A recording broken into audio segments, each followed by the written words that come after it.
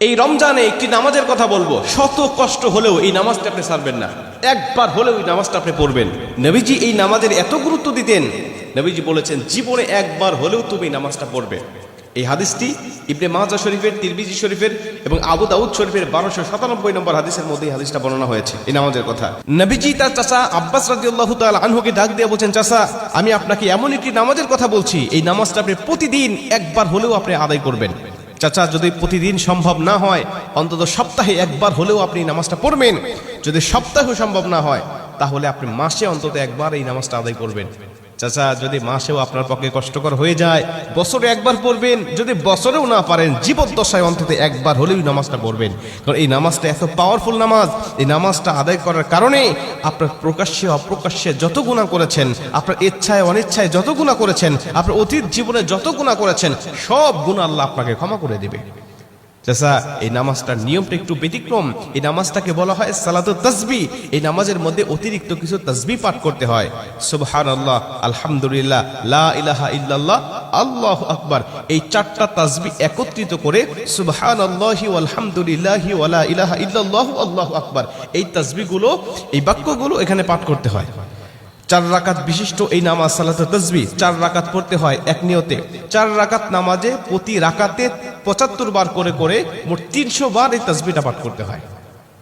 সুবহানাল্লাহি ওয়াল হামদুলিল্লাহি ওয়া লা ইলাহা ইল্লাল্লাহু আল্লাহু আকবার, এই তাসবিহটা, এই দোয়াটা 75 বার করে করে প্রতি 4 রাকাতে মোট 300 বার করে আপনি পাঠ করবেন।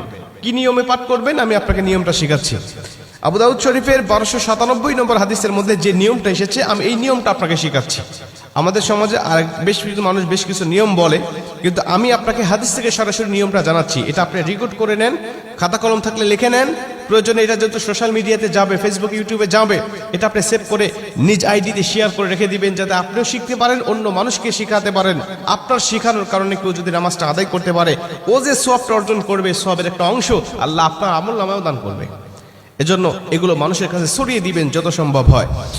আপনি প্রথমে যখন নামাজটা শুরু করবেন, নিয়ত করবেন নফল নামাজের নিয়ত করে অন্যান্য নামাজে যেভাবে সানা পাঠ করি আপনি সেভাবে সানা পড়বেন। অন্যান্য নামাজে যেভাবে সূরা ফাতিহা পড়ি ওভাবে সূরা ফাতিহা পড়বেন।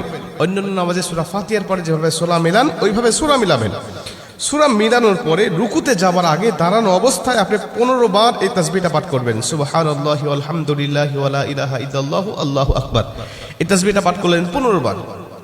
15 বার পাঠ করার পর আপনি রুকুতে চলে গেলেন। রুকুতে গিয়ে রুকুর যে তাসবিহটা আছে, তাসবিহটা পাঠ করার পরে সুবহান রাব্বিল আযীম বলার পরে আপনি এই তাসবিহটা আবার পাঠ করবেন 10 বার।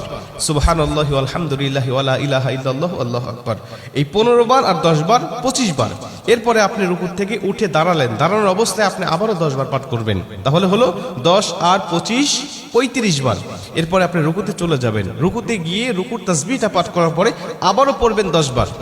এই হলো 35 আর 10 45 বার। এরপরে আপনি রুকু থেকে আবার উঠে বসে পড়লেন। বসার পরে আপনি আবার পড়বেন 10 বার। 45 আর 10 55 বার। এরপরে আপনি আবার রুকুতে চলে যাবেন। রুকুতে গিয়ে রুকুর তাসবিহ পাঠ করার পরে আবার পড়বেন 10 বার। এই হলো 10 আর 55 65 বার। এরপরে রুকু থেকে যখন উঠবেন, উঠে প্রথম রাকাতে আপনাকে দাঁড়াতে হবে। না দাঁড়িয়েই আপনি বসা অবস্থায় আবার 10 বার পাঠ করবেন। এই হলো 65 আর 10 75 বার। দ্বিতীয় রাকাতে ঠিক একই নিয়মে, তৃতীয় রাকাতে ঠিক একই নিয়মে, চতুর্থ রাকাতেও একই নিয়মে, এই 4 রাকাতে 75 বার করে করে যখন 300 বার পাঠ করে আপনি সালাম ফিরিয়ে নামাজটা শেষ করবেন, সালাতুত তাসবিহ নামাজটা আপনার আদায় হয়ে গেল। এই নামাজ শেষ করে আল্লাহ পাকের কাছে আপনি দোয়া করবেন, যেভাবে ইচ্ছা চাইবেন আল্লাহ পাক আপনার দোয়াটাকে কবুল করে নেবে। আমরা দেখেছি বেশ কিছু পিকচারের মধ্যে, বেশ কিছু জায়গায়, বেশ কিছু লেখায় আপনি এই নিয়মটা বর্ণনা করার পাশাপাশি একটু ব্যতিক্রম বর্ণনা করা হয়েছে, যে শেষ রাকাতে সেজদা থেকে উঠে বসে না পড়ে রুকুতে যাওয়ার আগেই মোট 25 বার পড়তে হবে। অর্থাৎ রুকুতে যাওয়ার আগে 10 বার আর সানা পড়ার পরে 15 বার। এই নিয়মটা বর্ণনা করা আছে, কিন্তু হাদিস শরীফের মধ্যে আমি যেটা বললাম এই নিয়মটা বর্ণনা করা আছে। অতএব এই নিয়মে যদি আপনি নামাজটা আদায় করেন, আশা করা যায় আপনার নামাজটা কবুল হয়ে যাবে।